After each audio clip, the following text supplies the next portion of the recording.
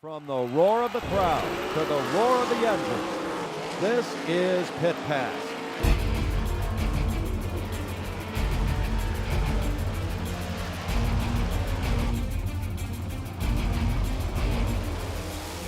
Pit Pass is brought to you by Jake's Karts. Here's your host, Ron Fox. Thanks for joining us for another week of Pit Pass. Although a few tracks had to cancel on Saturday, Friday night saw some great weather and great racing action. The folks at Dog Hollow Speedway were just happy to be racing after having the first 6 shows rained out. But that wasn't the biggest news from this past week.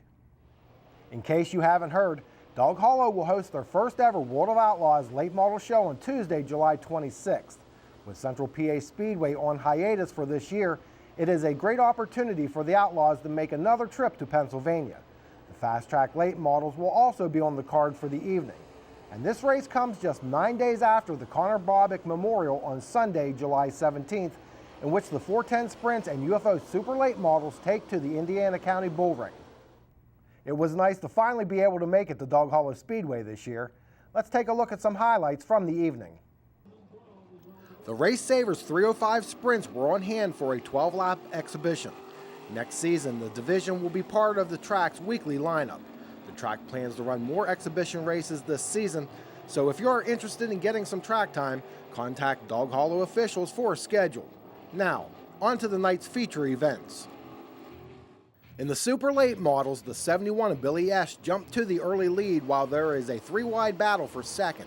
John Britsky in the yellow 18 powers by Esch on the top side of 1 and 2 and clears Esch by the backstretch. A lap later, Ron Delano Jr. in the Zero machine pulls the same move as Britsky to wrestle a position away from Esch.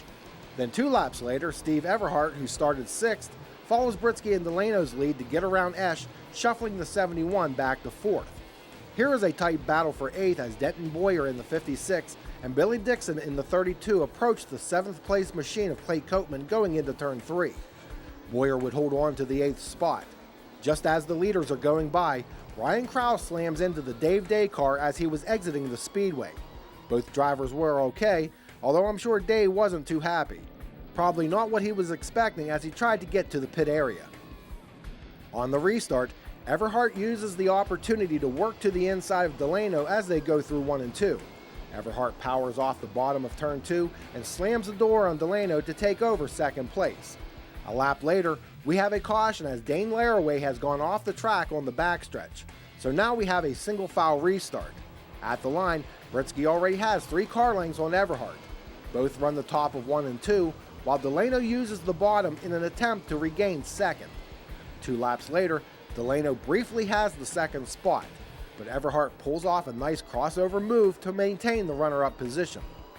Here's Esch running 4th with the 28 of Clay Coatman to his inside and Sammy Stile in the 2 not far behind. The caution flies again as Dixon comes to a stop on the backstretch with distributor problems on lap 17. Britsky puts the hammer down on the restart to distance himself from Everhart with 8 laps remaining. With 6 laps to go, Coatman moves inside of Esch to move up to the 4th place. Stile then looks low through 1 and 2 to also gain a spot over Esch. Up front, Britsky is able to hold off all challenges from Everhart on his way to victory lane. John, congratulations adding to that impressive total you already have. It seems like you really like the high side because that's how you shot to the lead. Oh, thank you. Well, I just figured I'd give it a try. It seemed like the place to keep the momentum up here. There's a couple of different ways you can run the track, and we'd hoped our setup would work in that area. It did, so we were very pleased. And of course, Everhart, you couldn't see it, you don't have a rear view mirror, but he was running the same line, seeing if maybe he could track you down, but it didn't work. He did make some runs at you, though. Yes, I did see him underneath one time. He dropped underneath there, and I thought, oh, he must be running the bottom.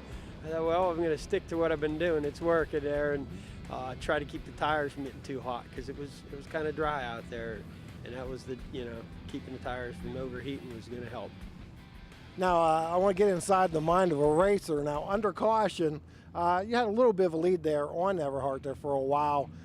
Do you think what you need to do on the restart, or are you worried about what he's going to do? Because you are familiar with his racing style. Yeah, it helps when you run with the guy, you know, you kind of know what they do. But I suppose the biggest thing is you've got your line figured out. You're hoping or, you know, pretty sure that it's the place to be. You just go in that line and hit your marks. You know, make sure you hit the points you were picking out and don't let somebody else change your mind. You know, stick with the plan. And like I said, you seem to like the high side, but the track did seem racy tonight. You just chose to go the high side. Yeah, I think a guy could have run the bottom too, but this was working, so I just stayed up there and, you know, ran it.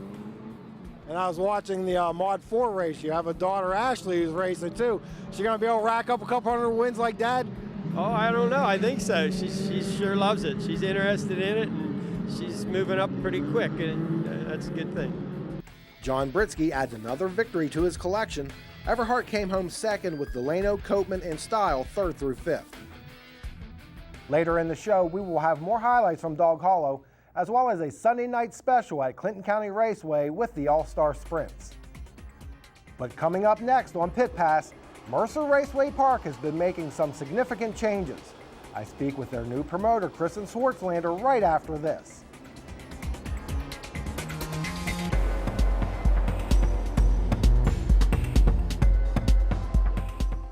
Family fun starts at Jake's Karts. Choose a kart from their showroom or have one custom built to your specifications. Custom paint, lift kits, wheels, tires, and rear seats are just a few options. Go ahead, shake it up. Whether you are camping or trail riding on any terrain, Jake's Karts has the perfect kart your whole family will enjoy. Stop in today for a test drive.